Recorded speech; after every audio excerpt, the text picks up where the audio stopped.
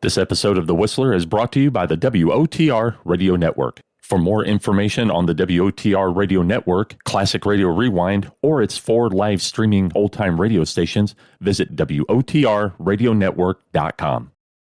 The Signal Oil Program, The Whistler.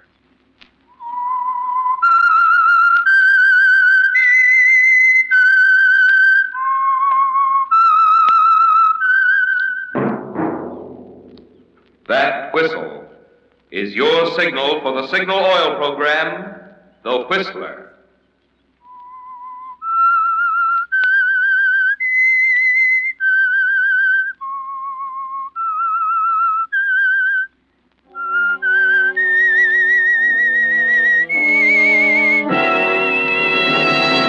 I am the Whistler, and I know many things, for I walk by night.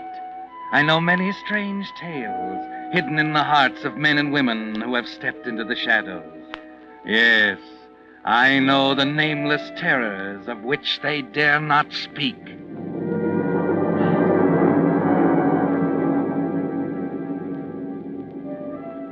Yes, friends, it's time for The Whistler. Now rated by independent research, the most popular radio program on the West Coast. And remember, let every traffic signal remind you, with new Signal gasoline, you do go farther than ever. Look for the familiar big yellow and black circle sign that identifies those popular Signal service stations in 7 western states from Canada to Mexico. And now the Whistler's strange story. 6-letter word for death.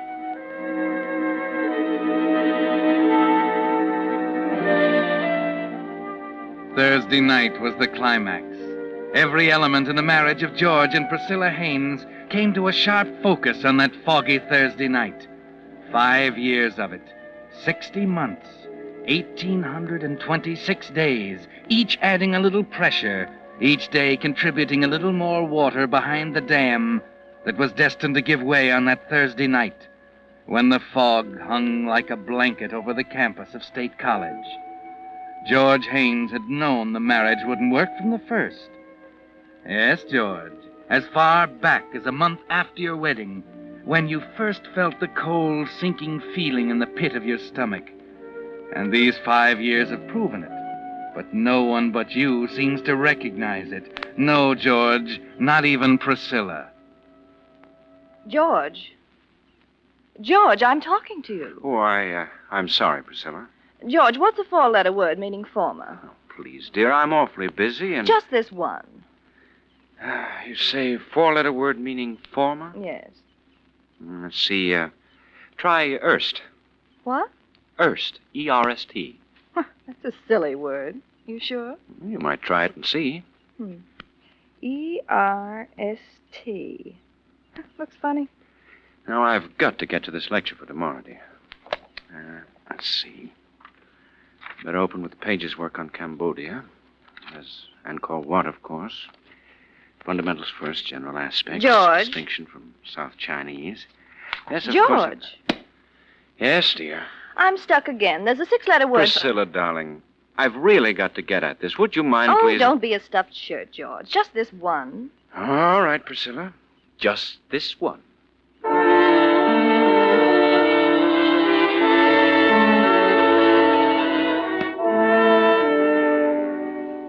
No, George. No one seemed to recognize the real trouble.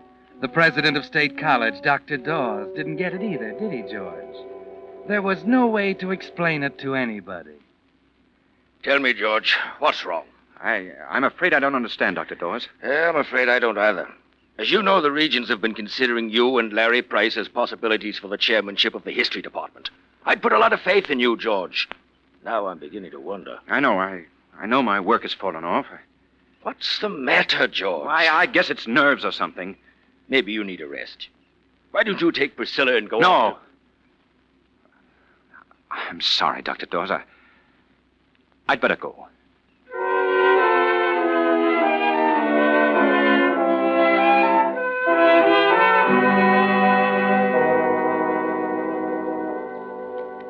Darling, I'm glad you're home. Hello, dear? Larry tells me you've declined the faculty dinner. I told him there must be a mistake, George. Surely we're not It's not a mistake, Priscilla. My work is in such bad shape that I've got to get down to business. But everyone will be there, dear. Larry and Ann and all the rest. They'll think something's the matter. But don't you see, Priscilla, my work is more important. Oh, so that's it. Your work is more important than my happiness.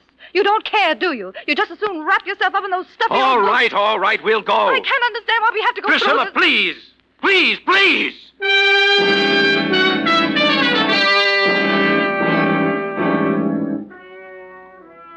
Larry and Ann and all the rest. They didn't get it either, did they, George? They can't understand the terror you feel when you realize Dr. Dawes is right. Your work is slipping. George Haynes, full professor of history, candidate for chairman of the department, is slipping. You feel as if you're standing at the edge of a cliff, and Priscilla, with her inane remarks, her perpetual round of afternoon teas, faculty dinners, and 1,000 other distractions, is easing you over the brink. 5 years of it, George, 5 long years, and each day, each hour, building like a tower of blocks, designed to topple into ruins on that foggy Thursday night, the night Priscilla invited Larry and Ann to the house for an evening of bridge. George, of all the stupid plays, that one takes the prize. First you double them into game, and then you... Well, he wouldn't have doubled if you hadn't bid clubs, Priscilla. Oh, that had nothing to do with it. He was I'm simply... sorry, Priscilla. I guess I wasn't paying much attention to the game. Lucky for you, we're not playing for 1/4%, George. That's enough, Larry. Huh? What's the matter, Ann? George is tired. Maybe we better go. Go? Oh, don't be ridiculous, Ann, dear. The evening's just started. I really have got to admit that I am a bit bushed. Nonsense. Well, let's see. That's 120 below the line. Where's a pencil? Here, take mine. Oh, thanks. 120. 700 rubber. You are tired, aren't you, George? Oh, would you think I was awfully rude if I... Don't be silly. Of course you're being rude. George just wants an excuse to get at those dusty old books of I his. don't mean that at all. I'm very tired And terribly stupid, according to the score here. Priscilla, Larry, that makes your total score 2,700. I'm talking to you, Priscilla. George, dear, let's not have another one of your scenes, shall we? That's just the trouble. There haven't been enough of them. Why, George, dear. I've kept quiet too long. That's the trouble. You can't keep quiet too long or it gets inside of you. Oh, wait a minute. Take your hands off of me. George, you're making a fool of yourself. I ought to wring your neck. You know, I believe he meant that. I suppose I ought to feel embarrassed. We'd better go, Larry. Yeah, I guess we better.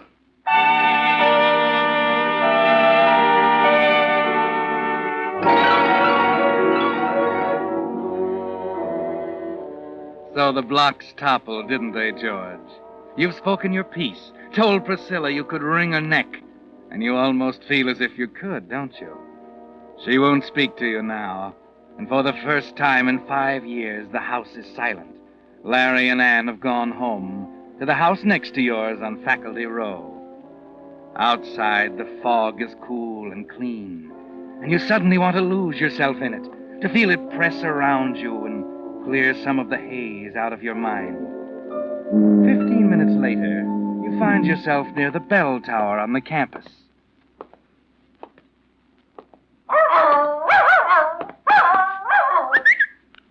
Here, boy. Here, come on. That's a fella. Well, where'd you come from, fella, huh? Say, looks like you ran away. Well, you're a nice dog. Yes, you are. Here, Senator. Where'd that pup go? Come here, Senator. Oh, hi. Hello. I see his name's Cinder. Oh, thanks. He slipped his leash in the fog. Well, Cinder's a good name for him. Black as ink.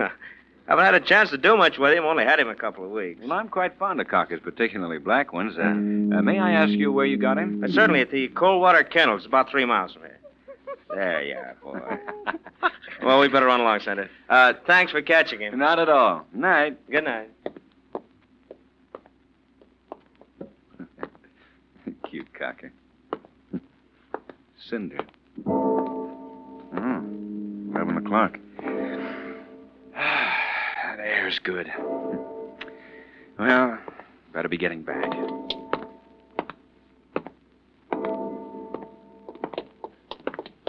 Oh. I'm so sorry. I didn't see you in the fog. Here, let me help. Anne! Anne, wait a minute. Huh. That's strange.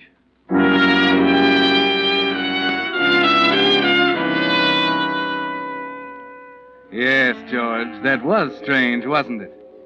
You're sure it was Anne, as sure as you could be of anything in that fog. But why should she run from you? Why should she scream when you reached out to help her? You're puzzled as you turn and start for home, and worried. The fog takes on an ominous quality, closing in on you, causing you to hurry faster and faster as you get closer and closer to home. It's been a strange evening. The quarrel with Priscilla, Anne's terror when she ran into you. Then, 10 minutes later, as you arrive back at the house and open the door, it suddenly takes on a horrible meaning. Priscilla? Priscilla!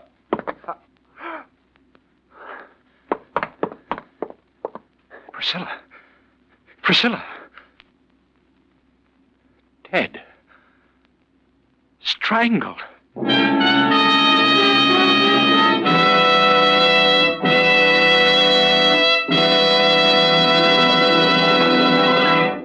With the prologue of tonight's story, 6-letter word for death, the Signal Oil Company brings you another strange story by The Whistler. A friend of mine, who was never too keen about babies, recently became a papa himself. When I dropped in the other night and found him, of all things, bathing the baby, he grinningly remarked, "Well, it's different when it's your own." Well, friends, right there you have the reason why you just naturally get a different brand of service, more conscientious and more thorough, from a man who has his own money in his own business, such as your Signal gasoline dealer.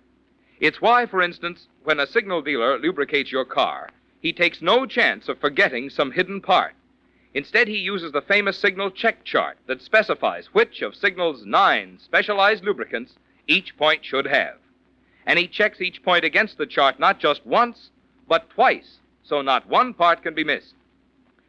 Incidentally, while you're having your Signal man lubricate your car, don't forget what engineers of the American Petroleum Institute have proved, that every 1,000 miles is also time for clean motor oil. To get the best performance and longest life from your motor, be sure you get today's super quality pure paraffin base oil, Signal 4-star motor oil. And now, back to the Whistler.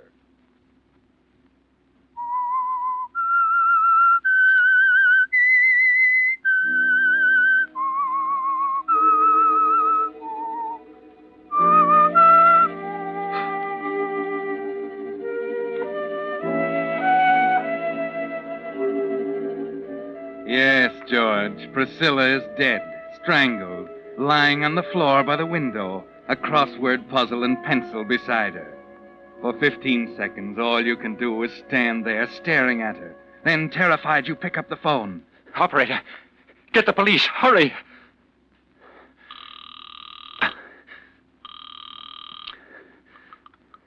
Police station, Sergeant Holland.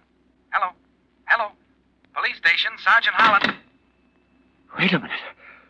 Good Lord. I've kept quiet too long. That's the trouble. You can't keep quiet too long or it gets inside George, you. you're making a fool of yourself. I ought to wring your neck. Gotta get away. Get some air. Get out of here.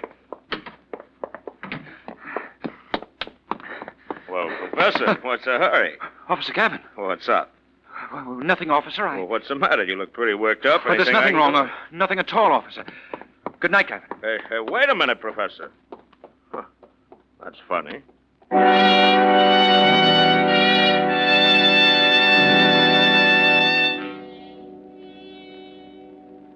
The fog, George.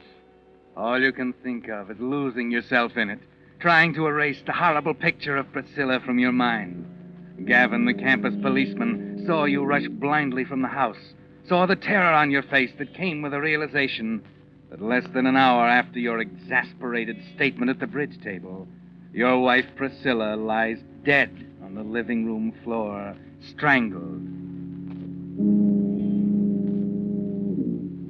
You walk aimlessly in the fog for several minutes, trying to get a grip on yourself. Then finally you realize you can't go on this way, and you force yourself to go back to the house, back to the living room and the chair by the window.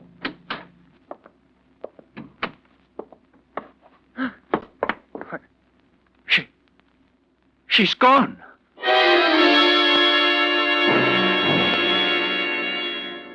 It's like a nightmare, isn't it, George? The body's gone from its place by the living room window. Frantically, you search the house and finally discover it in the bedroom, stretched out on the floor. And something new has been added, George. One of your silk neckties is tightly knotted around her neck.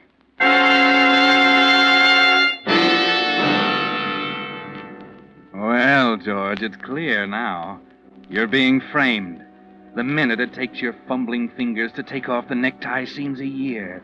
And you can almost hear the police outside as you burn it in the stove. And then you dash next door to Larry's.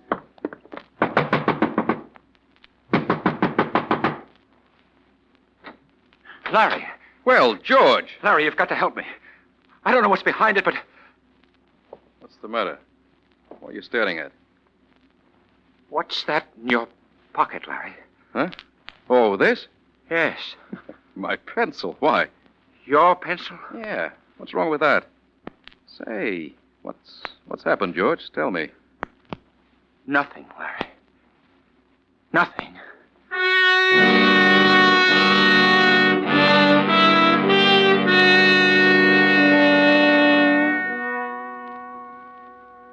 Hey, you need another cup of coffee, Prof. Here, let me get it. Why did he do it?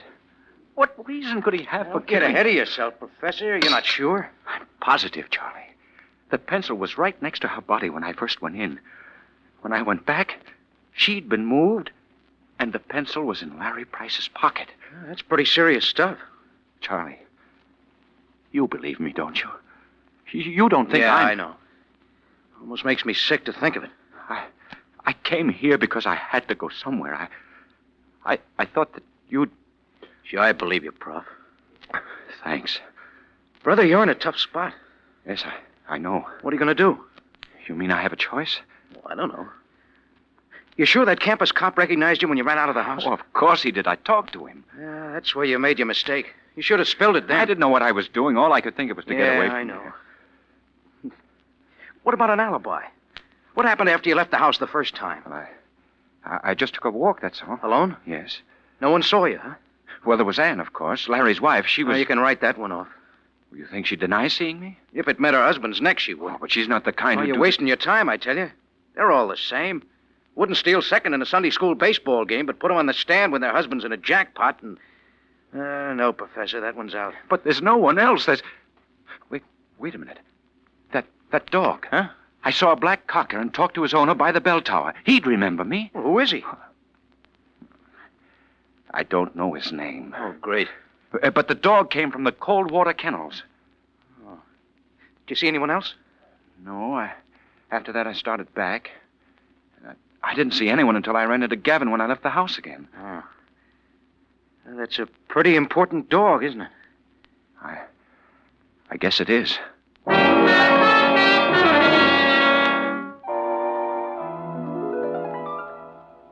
I'm awfully sorry. I would have telephoned, but the telephone... But the telephone was disconnected. Now, look. It's 1 a.m. in the morning, and I have no intention... Wait a minute, will you? I told you this was a matter of life and death, or we wouldn't have come. My good man, the cold water kennels deal exclusive in Cocker Spaniels. Over 100 dogs we have.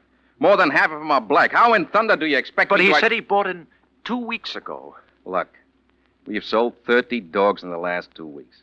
You don't know the man's name, don't even know what he looks like. You come here and get me out of bed at 1 a.m. in the morning and expect me to make miracles with a sales record. It don't make sense. All right, Mr. Coldwater.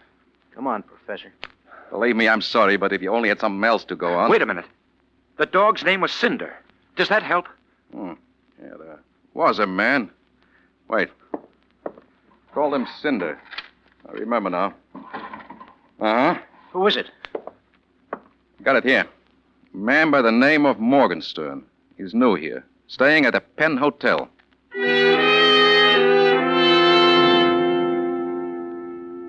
Morgenstern? Let me check the register. Morgenstern. Where have I heard that name? Morgenstern. We had him here a couple of weeks ago. Kendrick P. Morgenstern. Yeah, I remember him now. He came in one night with a dog, and we had to tell him it wouldn't go here against the house rules. I've seen that name. I know it. You've got a forwarding address? No, he just moved out. He was kind of sore.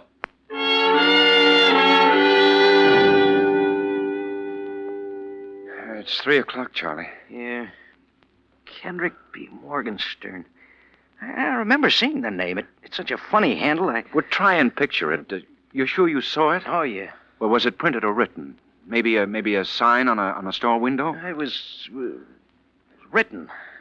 I remember the K was funny. Well, it was a signature then. You saw him sign his name. It was a check. That's right. He came here to cash a check this morning. Wait a minute. You sent the deposits? No, I didn't. Where is it? In the safe. And it's got his name and an address on it.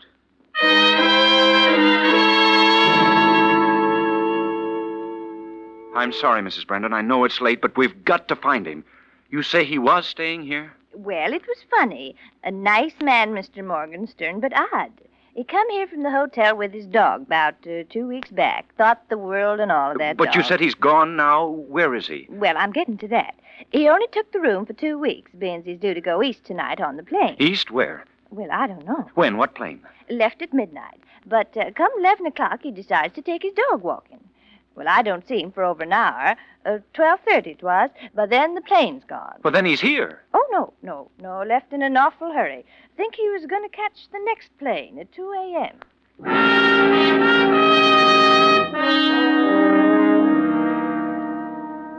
But I've called all the other lines.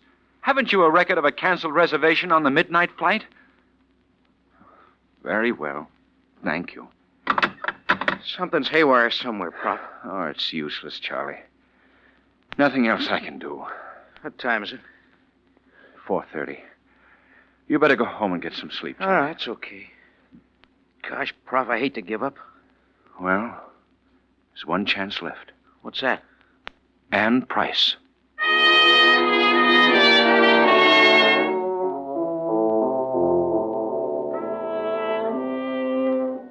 It's a slim chance, George, but it's the only one you have.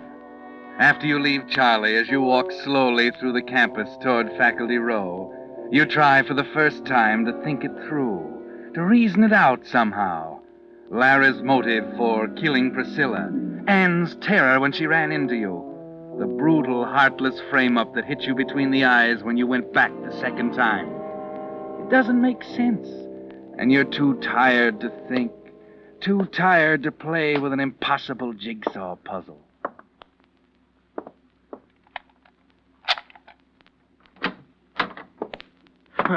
Professor Haynes? Oh, yes? Schultz, Homicide Squad. You know Mrs. Price, I believe. Hello, Ann. Hello, George. And Gavin, the campus policeman? I saw Professor Haynes earlier this evening. Nice of you to come back, Haynes. There are 9 squad cars out looking for you right now. All right, I'm here now. What do you want? Why did you burn that necktie? Well, I didn't know that... It was used to kill your wife, Haynes. We found some of the ashes. Some of the threads were left on her neck. You tossed it in the stove, didn't you? Well, I'd rather... Did you burn that tie? Yes. Yes, I did. All right, Haynes, that's all we want to know. No, wait a minute. You can't. I can explain. Listen, Lieutenant, please. Ann, you're my last chance. You've got to help me. Tell them. Tell them you saw me on the campus. You know, Ann, by the clock. You've got to help me, Ann. Tell them, will you? Oh, George, I don't know what you're talking about.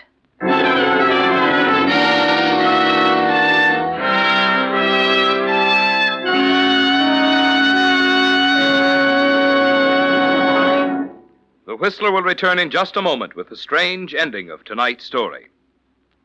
But now, in honor of the Boy Scouts of America, our sponsor, the Signal Oil Company, has asked me to bring you a special message. What is a Boy Scout? Well, a Boy Scout is a boy who keeps himself physically fit. He avoids alcohol and tobacco. He guards his tongue from loose speech or boasting or a sacrilege. When he speaks of anyone, he tries to speak well of him. His scout good turns to someone each day make him many friends, for the way to have friends is to first be one. He always tries to be a useful citizen. He helps his community. Another big thing a scout enjoys is camping. There he finds fun in games or swimming, finds new friends in woods and other fellows. And there among the trees or under the silent stars or by the campfire's ruddy embers, he dreams out his great tomorrow. Those excerpts from the Scout Handbook tell you better than any words of mine why the Boy Scouts deserve your wholehearted cooperation. Tell you why. If there's a boy in your family nearing the age of 12, you could do him no better turn than to encourage his joining the Boy Scouts of America. And now, back to the Whistler.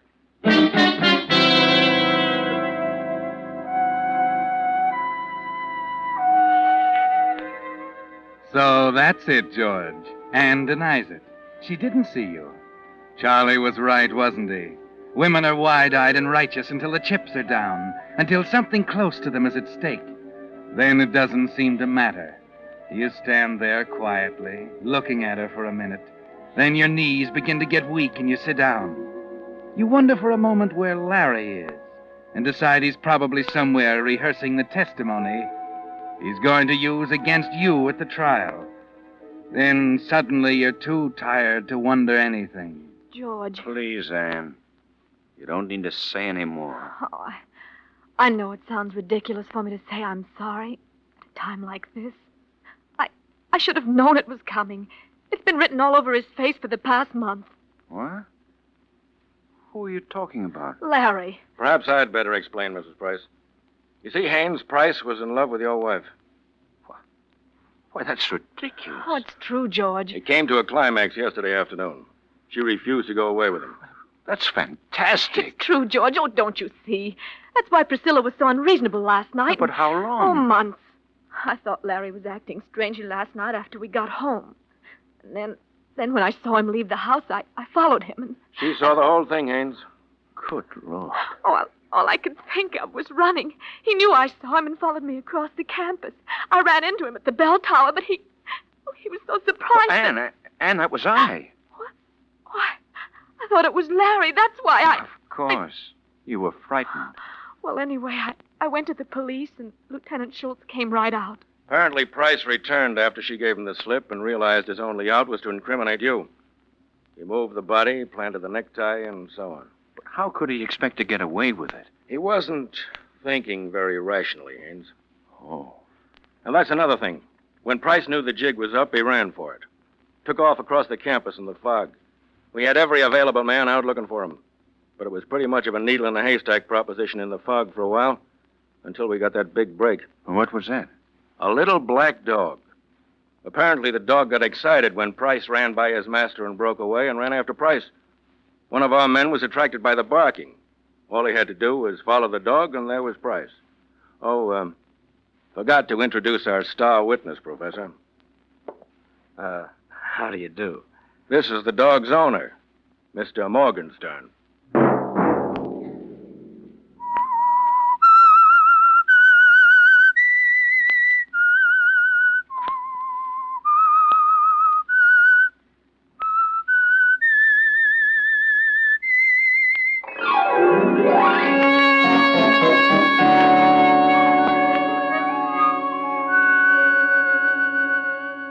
Next Monday at 9 o'clock, The Whistler will bring you another strange tale. The Whistler is broadcast for your entertainment by the marketers of Signal gasoline and motor oil and fine quality automotive accessories, and by your neighborhood Signal dealer. This program, produced by George W. Allen, with tonight's story by Robert Reif, music by Wilbur Hatch, is transmitted to our troops overseas by the Armed Forces Radio Service.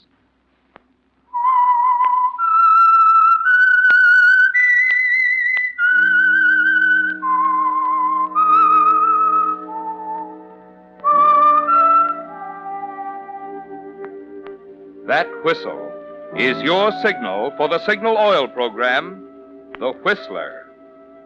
This is Marvin Miller speaking, reminding you to look for those familiar yellow and black circle signs that identify those popular Signal oil stations in 7 western states from Canada to Mexico.